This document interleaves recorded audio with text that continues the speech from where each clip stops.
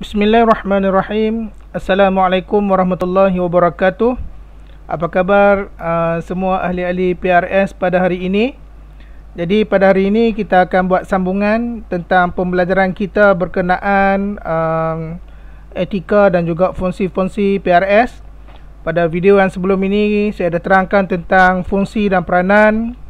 Video yang kedua berkenaan dengan prinsip dan juga etika.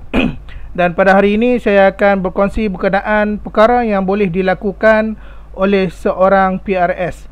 Jadi hari ini saya akan berkongsi, saya harap kamu memberi perhatian dan juga memahami apa yang saya akan kongsikan ini.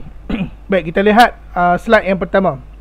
Perkara yang seorang PRS boleh lakukan. Yang pertama, PRS boleh menjadi seorang facilitator yang bersikap terbuka, yakin dan percaya diri, berasa selesa dan berempati. Okey. Jadi apa maksud bersikap terbuka? Bersikap terbuka ini adalah penerimaan kita yang saya bincang kemarin, yang bincang dalam video yang sebelum ini. Okey, kita terima semua orang, tidak mengambil kira apa-apa faktornya, dan kita kena yakin apabila kita menjadi seorang facilitator. Yang keyakinan ini timbul apabila kita melatih diri kita, dan kita kena selesa dengan semua orang. Dan berempati ni maksudnya jika seseorang itu ada sesuatu masalah, kita cuba meletakkan diri kita dalam keadaan dia. Dan berempati ni kita akan terang secara langsung dalam slot-slot yang akan datang. Itu yang perkara yang pertama. Perkara yang kedua, menerima rakan secara terbuka dan tanpa syarat. Yang tu yang saya sebutkan tadi. Kita terima tanpa syarat. Yang ketiga, kita mendengar. Okay, kita mendengar, kita menjelas dan membantu rakan melihat beberapa alternatif sebelum membuat keputusan.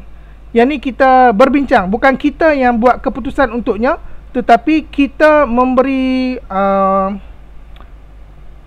berbincang dengannya apakah alternatif yang ada untuk dia menyelesaikan. Yang ni untuk kes-kes ringan. Untuk kes-kes rumit, kamu kena serahkan ataupun rujukkan pelajar tersebut kepada kaunselor. Itu perkara yang ketiga. Perkara yang keempat adalah memberi sokongan dan galakkan untuk rakan mengambil langkah positif. Kamu kena sentiasa memberi sokongan kepada rakan untuk beliau melakukan perkara yang positif.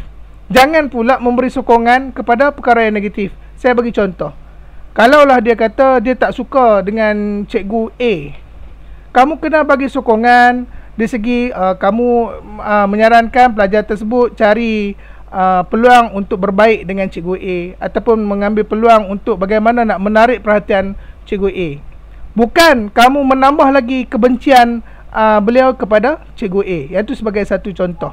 Jadi maksudnya PRS mesti sentiasa menyokong supaya pelajar tersebut mengambil langkah positif. Okey, yang kelima, kamu mesti mematuhi etika kerahsiaan. Yang ni yang saya sentuh sebelum ini. Kita mesti berpegang teguh tentang kerahsiaan. Kita tak boleh bercerita tentang masalah orang tu secara sewenang-wenangnya. Okey, yang seterusnya adalah menyedari bahawa bukan semua masalah boleh diatasi. Dalam kehidupan kita ni, bukan hari ni ada masalah, lepas tu kita pergi bantu dia dan kita boleh selesaikan masalah itu pada hari ini. Dia ada peringkat-peringkat dia. Ada masalah yang boleh diselesaikan segera, ada masalah yang tidak boleh diselesaikan segera, dan yang mana yang rumit perlu rujuk kepada guru bimbingan dan kaunseling. Okey, seterusnya, apa yang boleh PRS lakukan adalah berbincang dan bantu rakan yang menghadapi masalah biasa ataupun normal. Yang ni yang saya sentuh sebelum ini. Kamu hanya menyentuh masalah-masalah yang bersifat yang kamu rasa yang tu ringan saja. Tapi kalau melibatkan masalah berat, cepat-cepat rujuk kepada kaunselor. Okey, seterusnya memimpin rakan melihat masalahnya dengan objektif dan menggalakkannya mencari penyelesaian sendiri supaya ia belajar melalui pengalamannya. Yang tu yang saya sebut tadi. Kamu tidak boleh membuat keputusan untuk rakan itu. Rakan sendiri yang akan buat keputusan. Kita hanya membantu dia membuat celek minda sahaja. Kita bincang bagaimana dia nak menyelesaikan, dan penyelesaian itu keputusannya terletak atas terletak di atas dirinya sendiri. Okey, yang seterusnya merujuk kes yang berat kepada guru bimbingan dan kaunseling, yang tu yang telah banyak kita bincangkan. Poin yang seterusnya menjalankan projek membantu sambil mempengaruhi rakan lain supaya melibatkan diri. Setiap perkara yang kamu lakukan di sekolah, kamu cuba bantu rakan kamu, dan dalam satu masa kamu mesti menarik minat mereka supaya mereka pun join juga projek yang kamu laksanakan. Contohnya kamu gotong royong. Cikgu-cikgu suruh datang bersihkan kelas.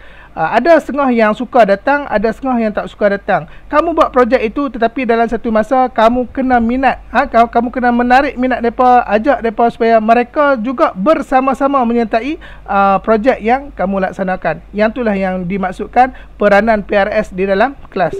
Okey, dan poin yang terakhir adalah mengutamakan kesejahteraan diri dan memahami batasan diri untuk membantu. Yang ni saya sentuh dalam video yang saya hantar sebelum ini. Maksudnya kamu apapun, nombor satu adalah kepentingan diri kamu sendiri. Kamu lakukan untuk kebaikan diri kamu sendiri, dan selepas itu kamu bantu orang lain. Dan kamu kena memahami sejauh mana batasan-batasan yang kamu boleh lakukan. Di segi kalau kamu nak consult pelajar kamu, rakan kamu, kamu kena tahu tempat mana yang kamu boleh berjumpa. Jangan pula kamu nak pergi buat bimbingan ataupun nak bantu dia di tempat yang tersembunyi. Yang tu dikirakan batasan. Bukan bila jadi PRS kamu ada tiket yang besar berjumpa di tempat-tempat tersembunyi, ataupun kamu menggunakan alasan itu sebagai untuk percintaan. Bukan. Jadi kamu kena memahami batasan-batasan diri kamu, sejauh mana kamu boleh membantu, dan apa yang perlu kamu lakukan sekiranya kamu tidak dapat membantu rakan kamu. Jadi video ini saya menerangkan secara ringkas apa perkara yang PRS boleh lakukan untuk membuka celik akal kamu, idea kamu bagaimana kamu nak jadi seorang PRS yang berjaya. Jadi saya harap untuk video kali ini harap dapat membantu kamu. Okey, sekian. Assalamualaikum.